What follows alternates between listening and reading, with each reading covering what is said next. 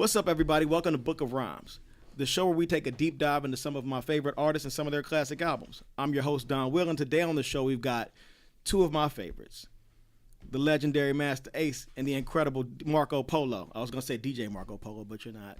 Thank you for knowing that. Everybody says I'm a DJ, and I don't want to disrespect DJ culture. So I mean, you have a huge record collection. I'm a live performance producer, as I like to call it. But it's easier to say DJ, so it doesn't really matter at the end of the day. You're Marco Polo. You're the Yes, virtuoso. sir. And Ace in the building, man. What's up? How you feeling? I feel good. Me and Marco been doing the rounds since this album dropped back in November, and we got a lot more rounds to go. It's gonna be a long fight. Yes. I mean, it's an incredible album, and y'all got like a lot of history together. And I want to try to cover all the ground within an hour, but it's so much ground to cover. You were in the nostalgia video. I just remembered that. I was in the He was nostalgia there. video. Really? Yep. Me and Von That's P how were- far we go back. Yep. Okay.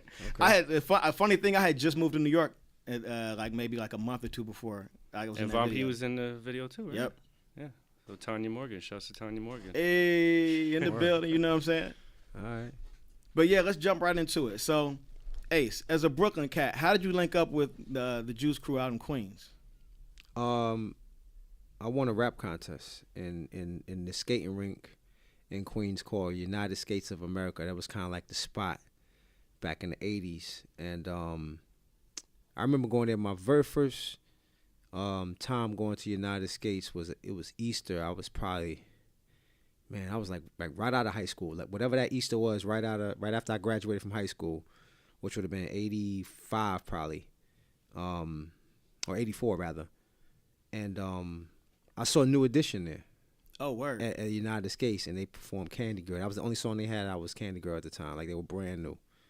So anyway, I was familiar with that spot. And when I went off to college, when I would come home, we would go back to USA every now and then. But they were having this contest.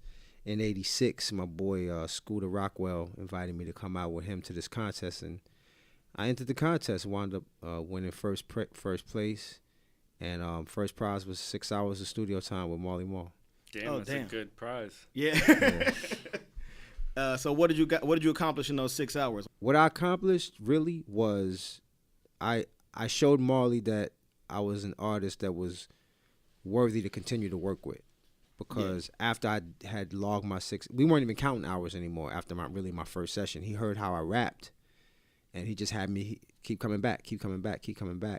So whenever I was away from school, like during this, like that summer of '87, I came back.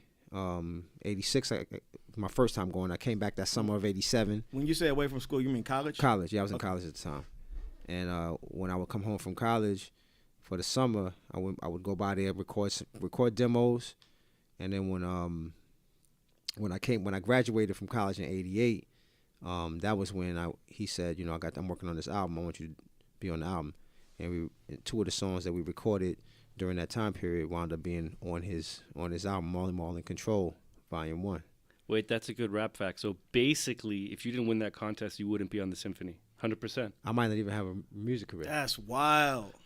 I might not even have a music career. I didn't even know that. I didn't know that that's how he ended up at Marley's studio was through the contest. So Yeah, exactly. Because I was wondering, like, you were the youngest cat in the Juice Crew, right? Nah, I'm older than everybody. I'm older than Kane. Wait, for real? Yes, I'm older than Kane. For some reason in my mind, you were live always healthy, the youngest. people. Yeah. Ace does a great job Yo, keeping Ace- it together. Ace ages like he doesn't age at all. I'm older than, I think Marley's definitely older than me, and I think Biz might be older than me, but everybody else I'm older than. Okay. Yeah. So would you say the symphony, like, was that one of the first things that you did? Well, I had recorded 2 solo records, plus a bunch of demo joints, but I had the 2 solo records that were going to be on the album for sure. And I thought that's all I was contributing to the album was my 2 solo records. And then the day that we shot the photo shoot for Marley Marl in Control, if you flip that album cover over, you see us standing by the jet. Yeah. It's the whole crew is there. That day, Marley, after the photo shoot, Marley was like, yo, we going to my crib and record one more joint. Kane, G-Rap, Craig, and Shan is coming back to my crib to record this other joint. So Marley was driving and I was driving. We were the only 2 people driving. And so everybody couldn't fit in his car. So I was like, yo, I'm driving. So, and me and Craig was cool, super cool back then. I was like, yo, Craig could ride with me. And really, I just wanted to tag along. 'Cause I met Kane that day. That was my first time ever meeting Kane, was the day of that photo shoot. Okay. So, and I was definitely a fan of what he was doing lyrically, and I just wanted to be in the room when he created whatever this new rhyme was going to be. So I was happy to drive Craig to Marley's crib. And when I got there, I just kind of hung out. And I was just in the living room, sitting on the couch, watching TV, and Marley had the beat playing, and they were writing their rhyme, and I was just chilling. And Shan didn't show up for the session, so I believe Kane or somebody. What happened with Shan? He's like, oh, he ain't want to come. Whatever. It just be our three, and that's what they was gonna do. And so they wrote their rhyme. They were finished. It was time to spit, and Kane was like, look, okay, who want to get in the booth first? Everybody looking at each other. Craig's like, yo, go ahead, Kane. Kane was like, yo, G, go ahead, G. They was all passing the buck. You go. That's why on the song he says, I don't care who first or who last, because there was this whole debate about who was going to go first. And so he looked at me and was like, yo, you got some bars for this? I was like, yeah, I can stay with bars. Stay ready. So, and I really think the plan was just for me to go in and spit something to loosen everybody up, not to keep me on the record. But after I laid my verse and then Craig went, everybody went, laid their joints. I found out years later. I didn't know this at the time, but Kane, I found out in a recent interview, he said him and G-Rap went to the store, pizza shop or something, and on their way there, they were talking. Like, yo, new dude is kind of dope, yo. They didn't know me like that. Did they have a name for you? Glasses. Hey man, I get it all the time. Yo, glasses is kind of hype. But yeah, like so. You were one of the last members, the last ones to join the Juice Crew, right? I mean, Granddaddy IU kind of was after me in terms of records, but he was already working with Biz around the same time. But okay, it depends on who you consider, because a lot of people only consider it the symphony and then everything that happened before that. So if that's the case, then yeah, I'm the last one. I'm just trying to figure out why I thought you were the youngest guy in the Juice Crew. You know what I'm Probably saying? because I was the last to get on. Okay. Yeah. Okay. Yeah. But so that legendary session went on to become the symphony. But the question I have is about the video. Yeah. Because this Lil Nas X shit that's popping off. Like the Old Town Road. You guys were on that cowboy wave early. Yeah. With that video, you know what I'm saying? Yeah. That was shout to Lionel Martin who directed that video and came up with that whole concept. So that was a cool ass video back then. I remember seeing the video and it looking so different than everything else, because everything else was like cars, chains, and shit. Yeah, you know what I'm saying? Yeah, it was different. And what you don't know about that video is that it was like 18 degrees or some shit that day we shot that video. You can't tell, but it was freezing that day. Where was it shot at?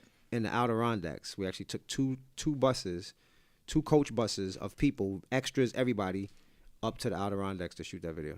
Yeah, I've heard stories about the video shoot, the bus ride, and all that shit. Yeah. There are stories. No comment. Yeah. But so another video and another like song classic record of yours that I always think about is Me and the Biz, just rhyming with the Biz. Right. And correct me if I'm wrong, that song and the conception of it came to be because Bismarck didn't make the session. He was supposed to show up to the session, or he refused to record at Marley's crib because him and Marley were having a little bit of a disagreement at that time, and I think it had to do with producer credits and on his records and stuff like that. So Biz just was like, "Yo, if we could do the record, but you got to come to my studio to do it," And Marley was like, "Nah, we ain't doing that," and Marley wouldn't give him the tape, so. And I had already laid down Biz's reference vocal because I wrote the whole thing for Biz to listen to, memorize, and then spit. And so Marley said, "Yo, let's just leave it like that." I was like, "What? Me impersonating Biz?" He's like, "Yeah, let's leave it like that." And what do you know? Warner Brothers decides that's the single. Typical major label decision. Ironic as hell. Yeah. I mean, as a kid in Ohio, just seeing it, you know what I'm saying, and not necessarily understanding like any of the politics or mechanics behind it. I knew it was Bismarck because it's in the title, but I just remember thinking like, man, this is one of the most creative dudes in the world. Like, it was Muppets and you doing impersonations and shit. Like, it was some futuristic shit for me back then. That's one way to look at it. And I know for you, it was kind of like making lemonade out of lemons. You know what I'm saying? Because that too, yeah. That was more Marley. I definitely wasn't feeling the idea to go forward with the song in that way, but because I was new to the whole thing, I didn't want to make no waves. I was just kind of going with the flow. If you say that's cool like that, leave it like that. I wasn't ready to just put my foot down about anything at that point in time. But the energy that I got back in my neighborhood, Brownsville, was a little different. It's like, you want some puppet stuff? Like, what? It didn't fly in the hood like that. I could imagine. Yeah. I could imagine. You know what I'm saying? But, I mean, it stood the test of time. And, like, you know what I'm saying? It endured and built something much greater than, you know what I'm saying, the moment that inspired it. No doubt. So that was in the major label system. Like, that was Warner Brothers. Moving on, you ended up at Delicious Vinyl for a little while. How did you go from Brownsville, Brooklyn to Delicious Vinyl is L.A., right? Mm-hmm. They're in L.A. Yeah. Sunset Boulevard. Well, so after my first album with Cold Chillin', Warner Brothers, I got a new manager, and Warner Brothers was in the process of basically trimming the fat over at Cold Chillin', and it was because Cold Chillin' had kind of oversigned. They signed a bunch of people. The Genius, y'all know him as Jizza. We Love You, Raheem. That was We Love You, Raheem era, right? That was that era, Okay. yes. You had Kid Capri, you had Granddaddy IU, you had Diamond Shell. There was another group, I can't think. I remember Diamond Shell. There's another group, but there was like 6 or 7 or 8 even new groups that they had signed. And Warner was like, okay, y'all got too many artists. Y'all need to cut some of these people. So they gave him an ultimatum. It was like, yo, this is the list of people we want to keep. And that list was Kane, Biz, Shantae, Shan. Craig had already left on his own. He didn't sign. So he was gone. I think that was pretty much it. Kane, a G-Rap. But everybody else, my name included, y'all got to figure something else out. Oh, damn. So I was on the brink of being dropped. My manager reached out to Mike Ross or Rick Ross over at Delicious. The boss? Wingstop Rick Ross? No, I'm just And so they were working on a project for the brand new Heavies, this joint called Heavy Rhyme Experience. I remember that, yeah. And so they had like three beats left that nobody had recorded to. And they were like, okay, let's let them record a joint for this and we'll see. So I recorded this joint called Wake Me When I'm Dead for that album. And after they heard that song, they were like, we want to sign them. And that's how that happened. Yeah, that's why. Because I remember hearing that brand new Heavies joint and like being like, oh shit, Masta Ace is on this joint. Like I never would have known that was low key an audition to be on Delicious Vinyl. I didn't know either. It was just an opportunity for me. It was just an opportunity. It turned into, yo, we want to sign him. Yeah. So after signing to Delicious Vinyl, did you spend considerable amounts of time in LA? Like were you?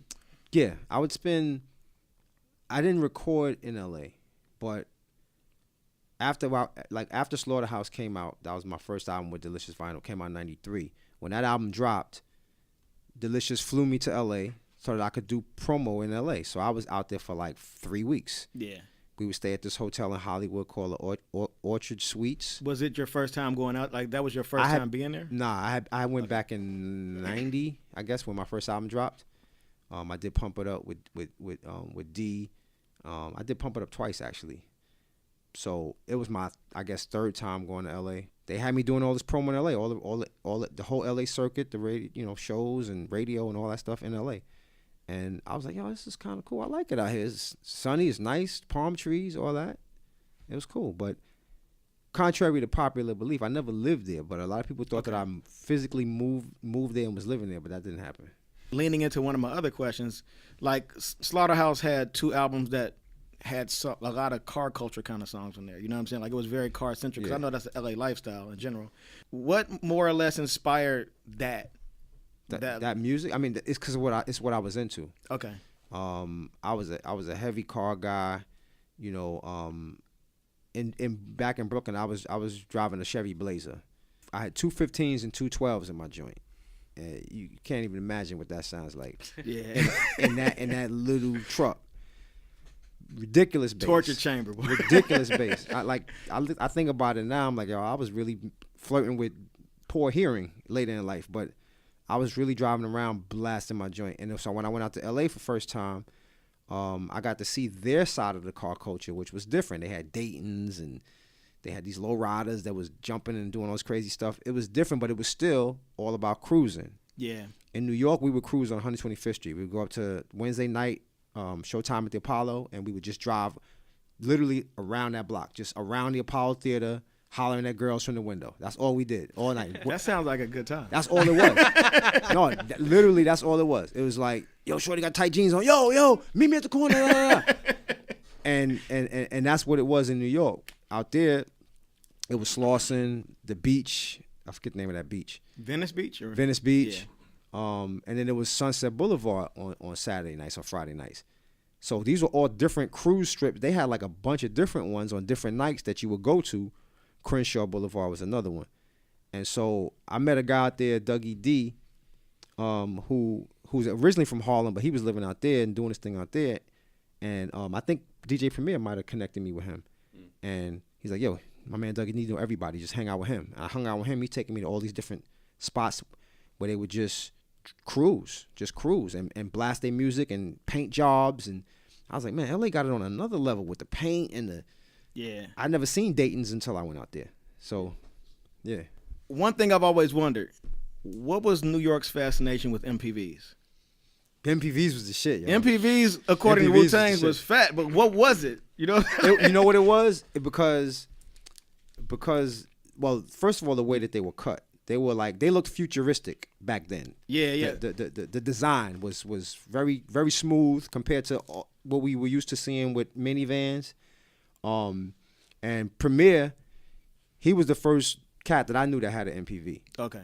And he took his middle seats out and only kept the back seats in, so the whole middle of the car was just like leg room. And like a little limo. Yeah. And he had like two 12s in there or something like that. But it was not his MPV was knocking. He got the system put in, and I was hanging with him back then when he was working on that second Gangsta album, Step in the Arena, I believe. Mm-hmm. And we would be at D&D. He would do a mix, and then he would walk downstairs to the parking lot, put the cassette in the MPV, listen to it, and go back upstairs and mix some more. Car test. Yeah, and so you know, I was around that and saw that, and so MPVs was definitely the move back then. If you put rims on it, you was killing it. It. I mean, I remember seeing the MPV in that Wu-Tang video for, I think it was Cash Rules. Yeah. Like they rolling in MPVs every week. We made 40 G's. Yeah, they shouted out MPVs a lot, man. I just never understood what the fascination was. It was just a thing at that time. So was you riding around Spadina? I feel so Canadian because I'm like, what the fuck is an MPV? MPV was basically the hood's favorite minivan. I get it now. Yes. Yes. But yeah, were you rolling around Spadina? Spadina's a street in Toronto, right? Absolutely is. I was definitely not rolling in MPVs. Nope. I was in Richmond, Ontario, a suburb with a lot of Asian kids with Mercedes-Benz and BMWs. Oh, those are fat too. It's a different experience. Those are fat too. Definitely. But so after Delicious Vinyl, you decided to go your own route and like start releasing projects on your own label, M3. Yeah. There was 5 years in between that, stopping at Delicious and going in indie. There was like 4 or 5 years of me not messing with music really like that. Okay, so there are a couple cats like you, Souls, Too Short, Master P. I can name a bunch of cats like that embraced the indie thing early on, like in the sense of like realizing like, oh, I can control my own fate and I can control my own like destiny with music. Like, I guess just speak on your mind state doing that at that time when it was, I won't say it was frowned upon, but I would say like a label deal it's always attractive. Right. I mean, you know what I'm saying? Even with, because it's comfortable. Yeah, exactly. You know, but see, I had an experience after I left Delicious Vinyl. I signed a new deal with Big Beat Atlantic back in New York City. I was just so fiending to get back to New York because everybody thought that I was like on some West Coast stuff and had moved out there, was living out there, all of this. So I couldn't wait to sign to an East Coast label again. So I got Big B interested. I signed with them, and I recorded material for an entire album from like 96, 97. I was working on that album. And then at the end of the process, during the process, I would have these meetings with the Atlantic staff. They would listen to the songs, and they'd be like, yo, man, you know,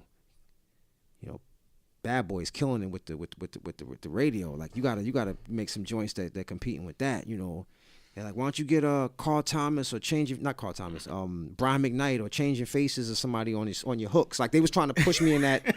I just immediately thought of Illa Scratch. I'll take her, but yeah, keep going. Yo, that's where they were really trying to influence me to make those records that would compete with Bad Boy and what they were doing on the radio. And so I hated that. I hated that that dudes that wasn't of the culture were trying to tell me the type of music that I should be making.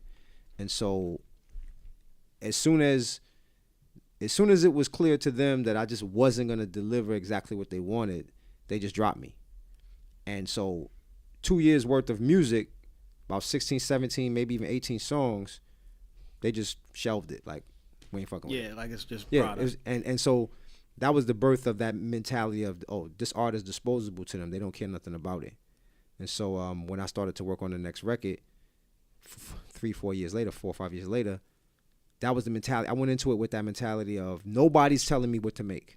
I'm going to make the exact record that I want to make. Every skit, every hook, every feature is going to be my decision, nobody else's. So if this goes left, I can say it went left because it was my bad. I didn't do a good job.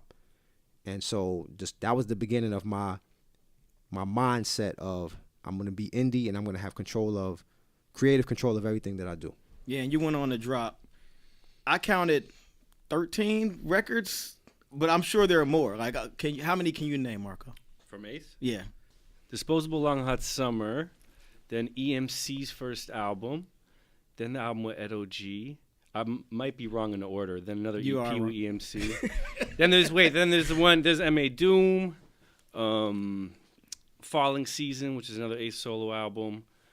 And then Breukelen Story. What did I miss? We just did this in the city. Yo, it's funny because Ace asked me, he's like, yo, put my albums in order chronologically. And I got it right, too.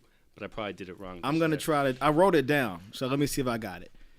Take a Look Around, Slaughterhouse, Sitting on Chrome, Disposable Arts. I know that those two are with the ink. I wanted to ask, is the ink incorporated? Those are solo albums. Oh, see, I was starting from Disposable because that's where you said. I know. Okay. I know. Was the ink actually incorporated, or was that just like a nickname? It was just a name. Okay, cool. Yeah. I always wondered that. Disposable Arts, Long Hot Summer, The Show, Arts and Entertainment, M.A. Doom, Son of Yvonne, The Turning Point EP, The Tonight Show, The Falling Season, Profundo Russo. What the hell is that? What the hell was that? It's on your Wikipedia. It's not one of my albums. Well, somebody's fucking with your Wikipedia. You gotta look into that. All right. But and then A Breukelen Story. So like, for you to have your post tumultuous label history have that like prolific of an output, it's incredible. You know what I'm saying? Like, it's one of those things that, I mean, you probably, I mean, I'm sure you sit back sometimes and think about like your career and the work you've done, but it's one of those things like, for me, looking at it as an outsider, it's one of those like I aspire to. You know what I'm saying? Thank like, you. I appreciate as it. artists, we want to do some shit like that. Cause I mean, your discography is crazy too. Like, you have Catching up.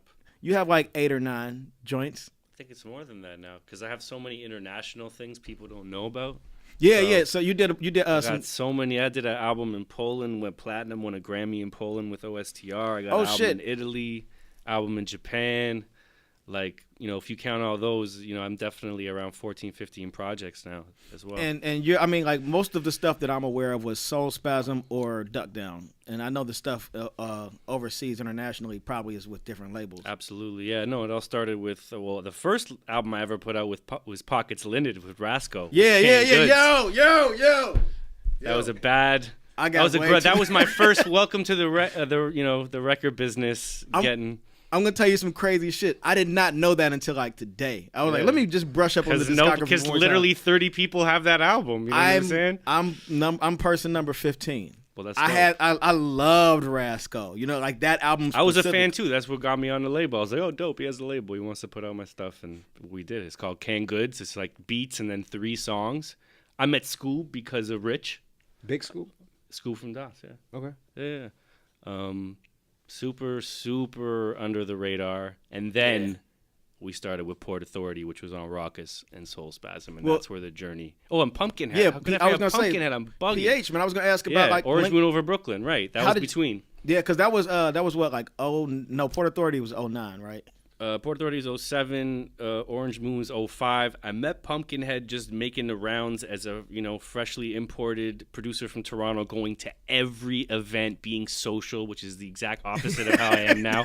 But I was at everything, like, listen to my beats. Ask Ace. I gave him a beat CD when he came through the cutting room. Same with Pumpkinhead. I was in Toronto. I was a fan of Pumpkinhead from the Dynamic 12-inch. Saw him at a show. I was like, yo, you're dope. Here's some beats. And he's like, oh, you work at the cutting room? I was like, yeah. I'm like, you get free studio time and beats. Let's do it. Yeah. So, rest in peace, Pumpkinhead. And I mean, it made a phenomenal album though. Like that Orange Moon over Brooklyn.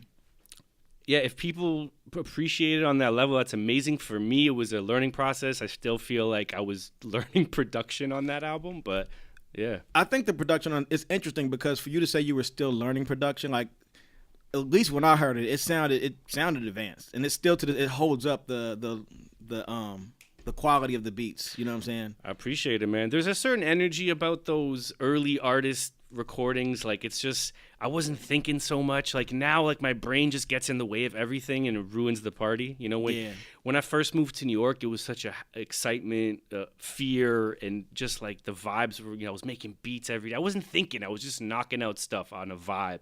And now I'm like, yo, that snare could be better. Is this going to be a song? Oh, the mix. I'm like, shut the fuck up and create. Yeah, I miss the days of not thinking so much. So I think that type of energy plays a role in the earlier recordings. It was just pure fun and joy, and just like me moving to New York being so. So good. So to get back to the collaboration, a lot of your albums are conceptual. Correct. Like heavily conceptual. Is there a Masta Ace connected universe? A Long Hot Summer is the events prequel. A prequel to Disposable Arts. Yeah. And the two Slaughterhouse albums they're connected, if I'm not mistaken. You mean Slaughterhouse and Sitting on Chrome? Yeah, my bad. Nah, they're not connected. Not at all. No. Okay. Yeah. And Brooklyn is a conceptual album. Like in my mind, the cousin from LA that you reference on that album is somewhere in Slaughterhouse. Okay. He's somewhere in like the Disposable Arts universe. Like I know you probably this might be some fan overthinking shit, but you know what I'm saying. Like it's okay though. It's all about imagination. I'm not mad. Like if your brain went that far, that's great. I didn't think that far into it. To me, it was like this is the beginning, day one of a whole new thing. So when I was writing that album and creating that storyline, it was like to me it was a new thing, a new movement. My favorite Ace album, Disposable Arts. He was so angry. What? That's why it's your favorite? Well, not just that. I love everything. The production, like the beats he was getting. Listen, it's difficult for most rappers to pick beats from multiple producers and make it make sense. Exactly. Ace is one of those guys who can do that. I can't say with confidence a lot of rappers can do that. And make it cohesive. Exactly. You know what I'm saying? Make it feel seamless. Illmatic ruined everything, and then everyone thought they could do it, but not everybody could do it. Ace is one of those people that could do it. You might have to take that and remove it from the podcast and just make it the straight up, man. But so your mind state does the concept come first, or do you like kind of start whittling away at ideas for songs in terms of like concept wise? The songs always come first. I don't go into none of those records that I go into it with. Okay, this album's gonna be about this. Now I'm gonna write songs because it'll never work that way. Because at the end of the day, it's about the music and the songs and the integrity of each song. So if I'm trying to fashion a song based on a storyline, it's not going to be. Yeah, it's too rigid. Yeah, but that's fascinating because if you think about like how I would think that you wrote to a story arc. So this is blowing my mind a little bit because it's like that makes it even crazier. I created the story arc after I had the songs. Yeah. That's what happened with Breukelen Story. And I look at all the songs. I kind of put all the titles out. And I look at them and I say, okay, where's the story at in all of these titles? And then I figure out and weave together a story based on the songs. Yeah, you know that meme where the woman's looking at the math in the air and shit? Like that's how I feel. But it's really like puzzle. It's a puzzle. Yeah. There's a puzzle. How does this connect? And he's pretty good at it. Is there a situation where you'll be like, okay, let me add one more song to kind of congeal it, or is it just literally? Nah. Oh man, hats off to you again. Like you, goddamn, I am verklempt. I don't know what to say to that. That throws. So your writing process in general, is it? Do you need the beats first, or do you like have song ideas in mind and shit? Very, very, very occasionally I'll have some of the rhymes or the concept for a song before I have the beat, but almost always it's the beat that inspires the writing. A song that comes to mind on Disposable Arts is No Regrets, because I had lines. I had lines, right? So Marco. I had a bunch of different lines that I was writing that are on that song, but I didn't have a beat for it. And I just had like a page with a bunch of the different lines of stuff that I wanted to say to myself and talk about. And then it wasn't until that Domingo beat Shouts to Domingo. presented itself to me, and I was like, this is the beat. And the beat actually belonged to Tone Deaf, if y'all know Tone Deaf. Oh, that's the homie, yeah. Yeah, it was his beat. Okay. And Domingo mistakenly played it in a session, and I was like, what's that? Ace is like, that's my beat now. Roar. How did he break the news to Tone Deaf? Well, he didn't break the news. He said, if you want this beat, you're going to have to call Tone and ask him. So I reached out to Tone and just very humbly said, yo, I have a song for that. Can I have that beat, please? And he was like, I got you, but you're gonna owe me. I'm gonna need a verse at some point. And I said, whatever you need, I got you. And that's how it came about. Word. That, man, like, I lost my train of thought because I'm still bugging out over the fact that, like, it's not That you a linear overthought thing. everything about Yeah. the process. I did because like We all I'm, do that though.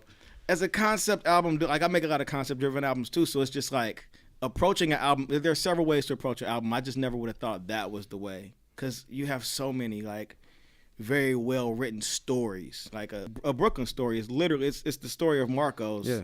We might as well jump into it. So A Breukelen Story. It's the story of Marco coming to New York and you guys' meeting. It's kind of like the origin story of Yeah. Ace and Polo. Yeah, it is. I know that he's one of the best writers, a legend, but were you nervous letting him tell your story? First of all, to be clear, this was not my idea. Okay? Okay. This is all Ace. He birthed this idea. I would have never suggested, hey, let's make it about me. Like, it was something that he thought could be cool, and I was humbled. I was like, man, if you think it could work, that's super dope.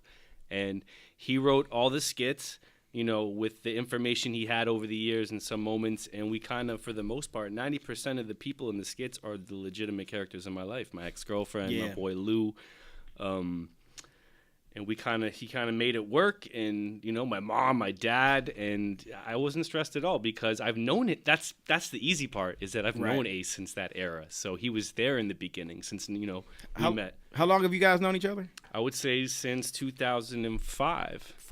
2004? Either Wait, 3 or 4. when did Long Hot Summer drop?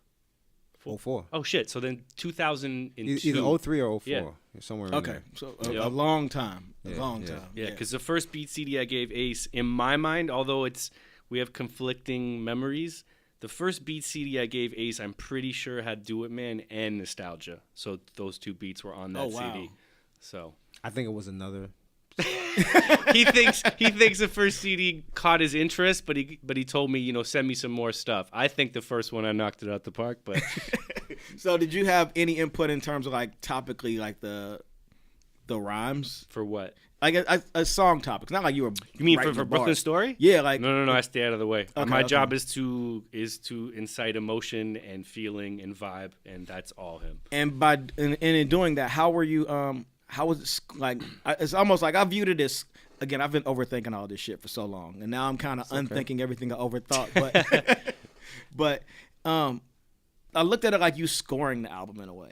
No, this was a different approach. This wasn't Marco just going and making a beat. This was not that. This was me saying, okay, this is not Rusty Jokes. This is not Torre. This is not Stab You in the Face. This is, you know, a guy who likes to tell stories and make you think, and there's emotion, and the beat's got to match that. So first I was looking for melody. Good melodies. Obviously drums got to be knocking, but it was... Do you start beat first or like... Honestly, I mean, 90% of my drums beats first. are started with drums, which is half-ass backwards.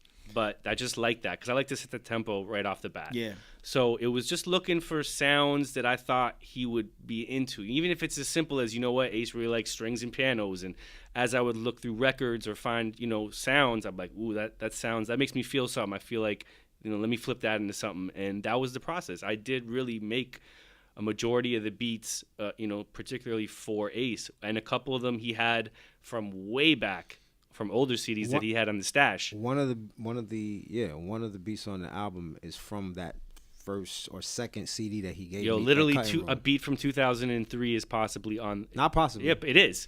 But that's what I was saying about like the Orange Moon stuff being. It sounded like it sounds advanced enough to just be released today. Like so that doesn't even surprise me at all. That's dope. Yeah, You and I, the song You and I, that beat is 2002. Okay. 2002. I did a little bit of an update. For the most part, that's from back then. Did you just have that beat in mind since 2002? I've been holding that beat. Yeah, I've been holding that beat. That beat has been in my iTunes under Marco Polo. I've had that beat sitting there. Like I would tell him every now and then, I'll be like, yo, I'm using this for something. I'm just letting you know this beat, this is me right here. I'm using this. I actually presented it for EMC at one point, I think, but got turned down for several projects. Yeah, EMC. I don't know about several, but EMC definitely. I presented it for that, and we didn't get a unanimous decision on it. So everything with EMC has to be unanimous. So I just held on to it. I saved it until the right time. That was now. So in terms of the writing process for that album, how long did it take you to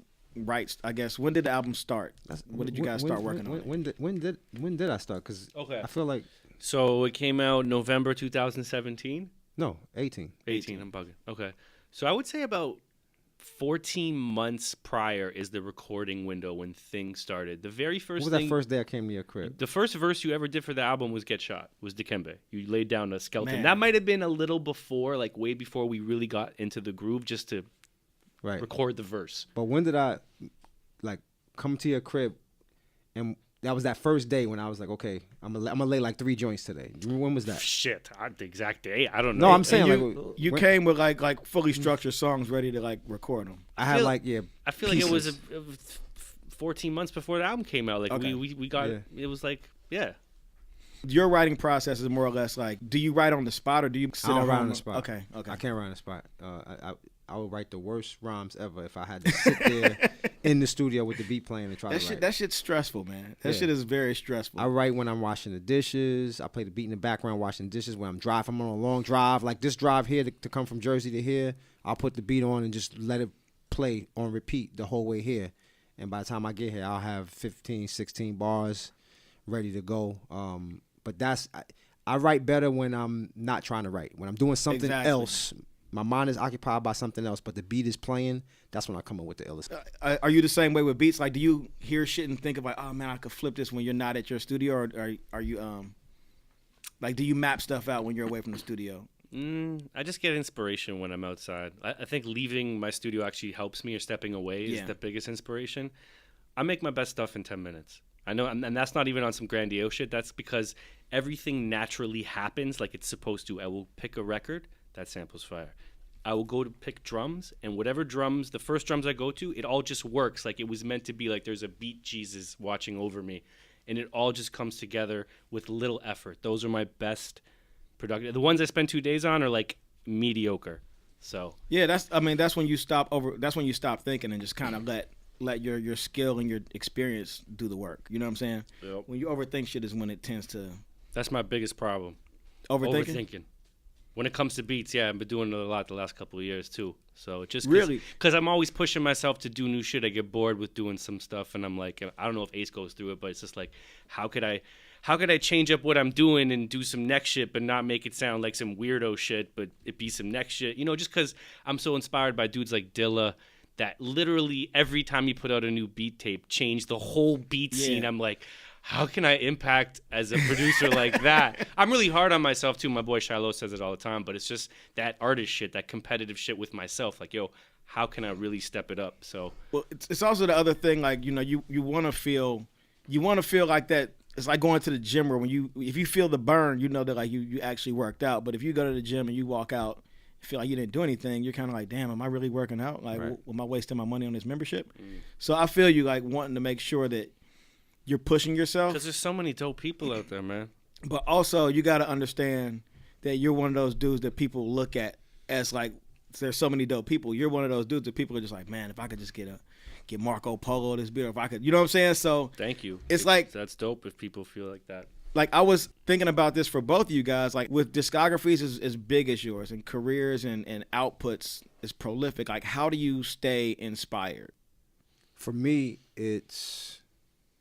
I'm always like, ever since probably 01, I guess, I draw from life. I draw from life experience. I draw from I've drawn from my life really the whole entire time from 01 until now, where I feel like prior to 01, it was just trying to say some ill lines, like trying to impress other MCs, trying to show that I was nice on the mic. Like that was my whole goal. And yo, I'm nice. Let me show y'all. Let me say these bunch of words together, and they're gonna rhyme in some crazy.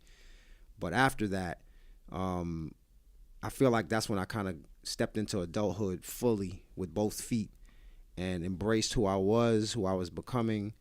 I think when I did Disposable, I was like 33, something like that, 33, 34 years old, which, you know, previous to that, like just the idea of being 33, 34 and making rap records sounded crazy. Yeah, what year was that?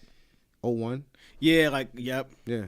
So I just kind of I became comfortable with my place. I knew that I wasn't going to be this world-renowned, you know, multi-platinum artist that had all these fans and that sold all these records. I accepted where I was. Now it's like, okay, so what are you going to do with that circumstance? And what I did was just embrace it and make the most of what was in front of me. Damn, that's a gem. But so how did you guys, getting back to Brooklyn, when did you know the record was done? Like, what was like the last song? Or like, what was that moment where you're like, all right, we can? When Fat Pete said, "Yo, hand it in 2 weeks." Nah, I'm kidding. No, you're not. Shouts to Fat Beats. Nah, they would never. Yeah. Shouts to Joe at Fat Beats, but he would.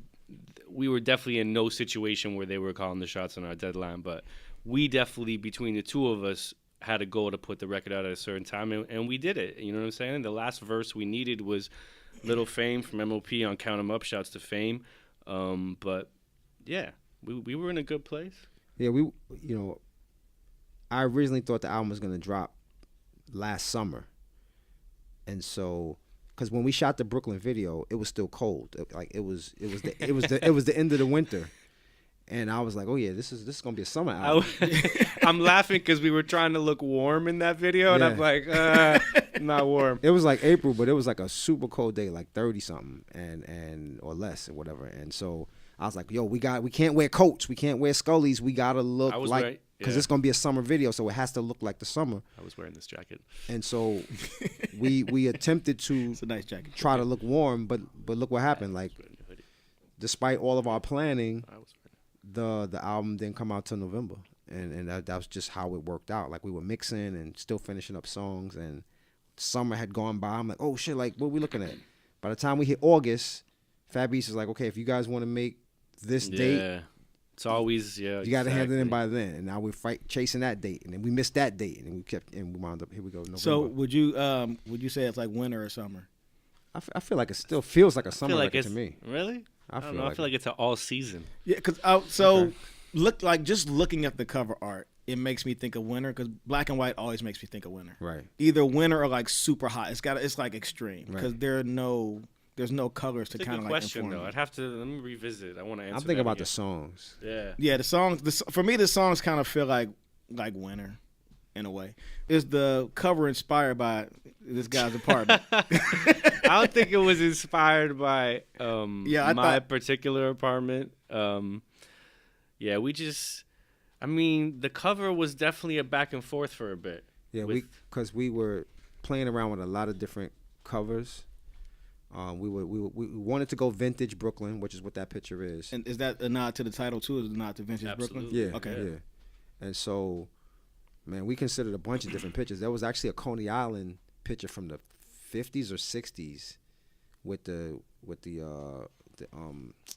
what is that tower, that fucking Cyclone? It's the parachute tower. Yeah, I know what you're talking about. It used to be a parachute ride. But there was like a super old picture from like the 50s or something of Coney Island with that in the background and boardwalk and everything, and it looked cool. We were thinking about it. Yeah, I was more into it. It didn't say enough. I was more into how the cover ended up, just because I wanted a break from doing rap hands on a cover. It wasn't that album. I felt like this spoke more, and eventually Ace warmed up to the image we chose. Is that a safe?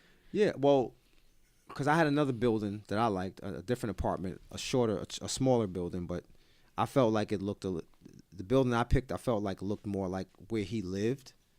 But once I came to grips with it, doesn't really matter if it looks like where Right. he lived really or not. And it wasn't a hill I was down to die on. I was like, okay, I'm cool because I like that picture. I like this picture, but I like that picture too. So I was cool with acquiescing to and deferring to Marco on that decision.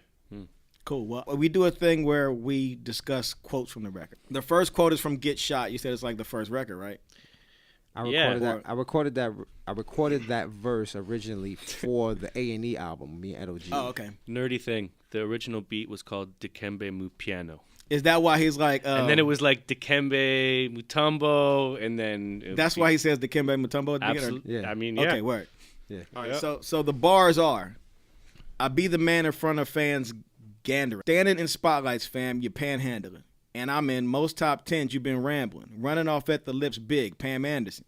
Use a real stab man, play the mandolin. You sitting home like could with your wood paneling. Face it, you stuck in the basement and panicking. Stagnant and can't move, a damn mannequin. So, when you picture this metaphorical, like, whack MC, Right. like, who do you see? Like, You want me to say a name?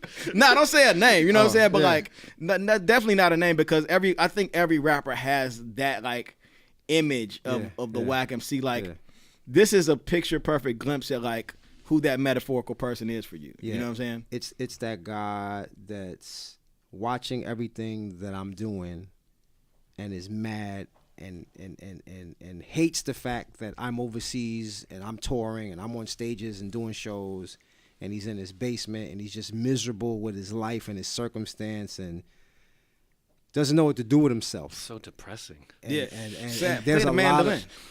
of Sad. dudes like that are just like sitting around. He's super bitter. Fuck that dude. Like he ain't that dope. Like Yeah, why is he getting shows? Instead of just trying. You know what I'm saying? Instead of just doing some shit. Do your shit.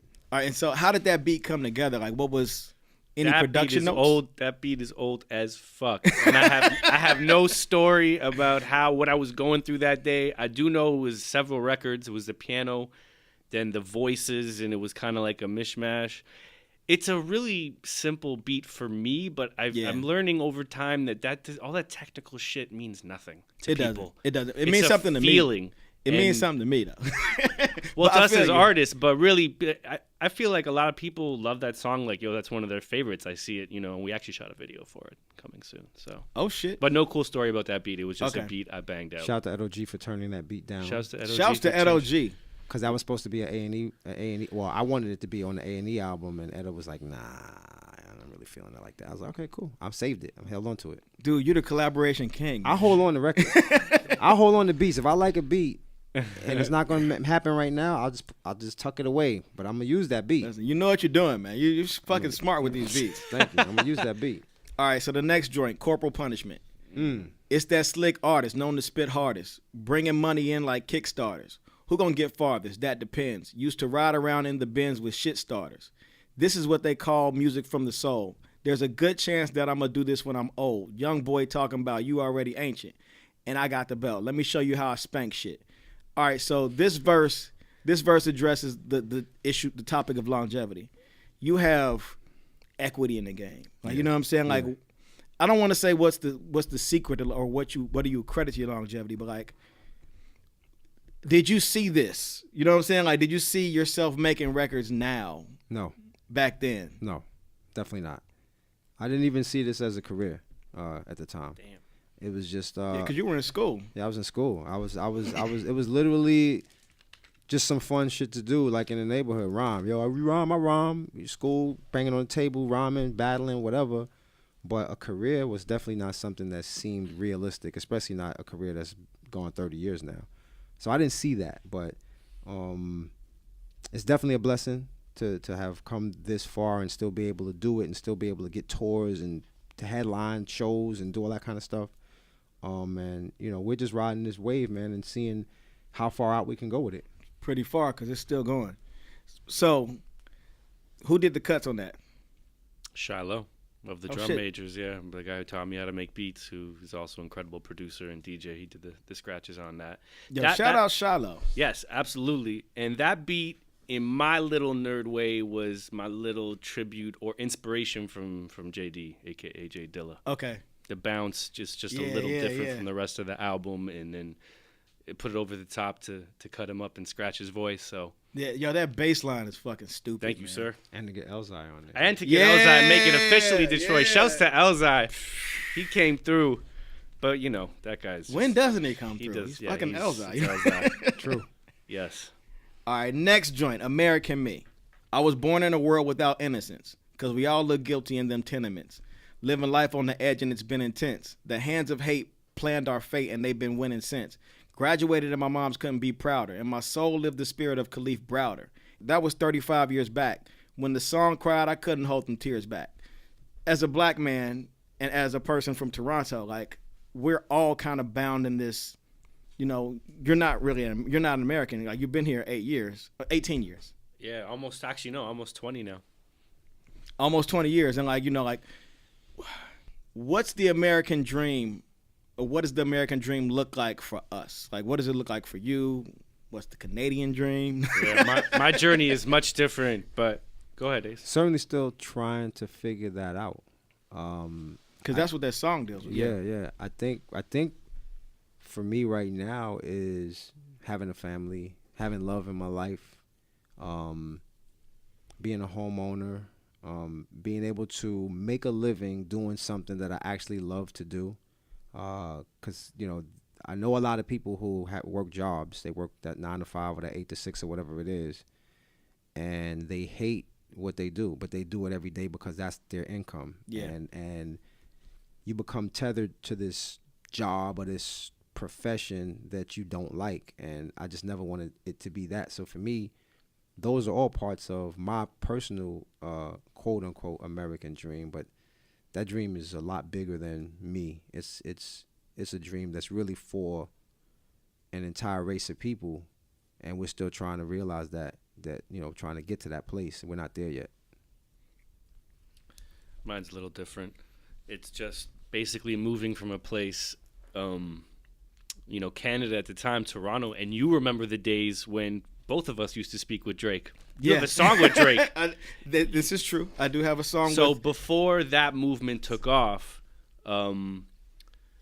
you know, it was a small scene. We had our Cardinals, our Socrates, Maestro Fresh West in Toronto, and we had a dope scene, but it was very independent. It wasn't on a worldly level like it is now. So I knew as a producer, I had to get out of here. I had to go to New York if I wanted to make the producer thing happen. So I viewed New York as the city and America as the land of opportunity for my career on financial and other levels just to make it pop. And literally, if I didn't make that move, I would not be sitting here right now. So... Dude. It's crazy. So this album is like full circle for me. And I'm not a rich dude, but I'm a happy dude. I get to do what I love every day. And I don't think any of that would happen if I stayed in Toronto. No way. Yeah, I feel like just rushing towards your dream, whatever it is, and like people that don't try are the ones that end up bitter a lot of times. And like even if you have a dream and you go for it and you fail, like, you know what I'm saying, that means you have to either renegotiate what success looks like, or just be happy with the fact that you gave it a shot. You know what I'm saying? That's right. Yeah, I had no fear.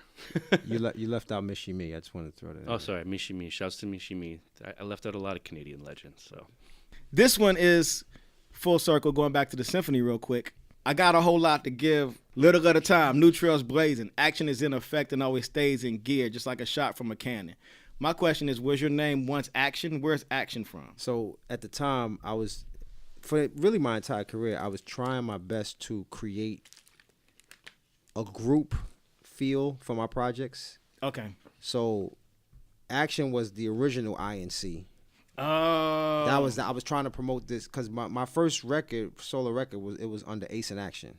It came out on Prism, joint called Letter to the Better. That was the B-side. The A-side was a song called Together, but it was under Ace in Action. And it was supposed to be, Action was supposed to be my team, my crew, my camp, my posse, we called it back then. Y'all's my posse.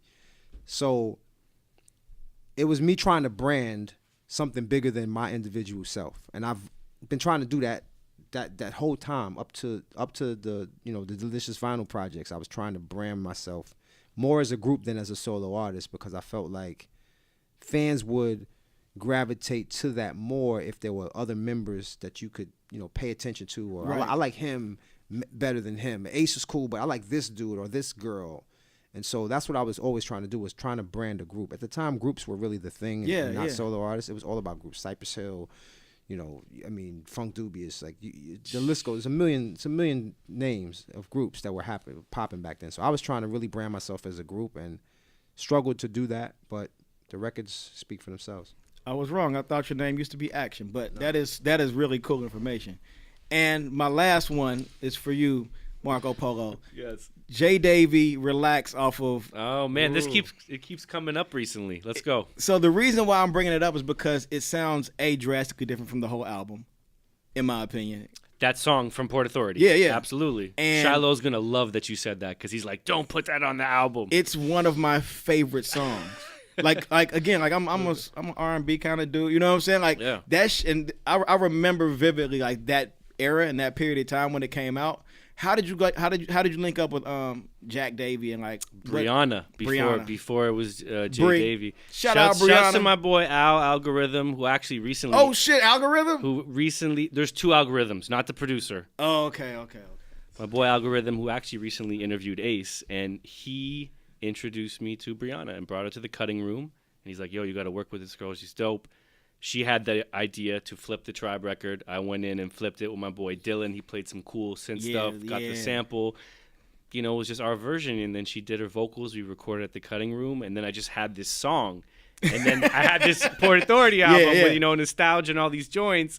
And Raucous was like, yo, you should put that on the album. Of course.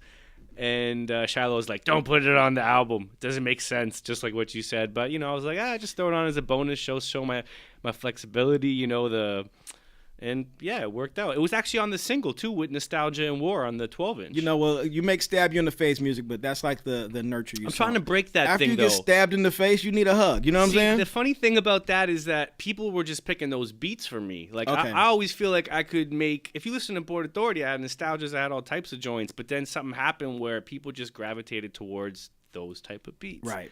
And then I was rolling with Duck Down and sending beats to Buckshot and Boot Camp, and I was like, I'm angry New York, let's do it. And then, but I always had different types of beats in the stash. So that's one of the things I love about A Breukelen Story and working with Ace is I get to flex my producer chops a bit more and let you know, hey, I'm not a one-trick pony. Because I will say that it comes full circle, being that like that more or less kind of like melodic aesthetic is very present on A Breukelen Story. I would hope, yeah. I think so. Yo, that's all I got. They're trying to kick me out, man. She keeps flashing the phone at me, so I guess we're finished. That was quick. Yeah, where can they find you on, the internet and like A Breukelen Story? Where can they find that at? How's it available? My Twitter is @MasterAce. My Instagram is @MasterAcePics, PICS. And my Facebook is Master Ace Official, the fan page.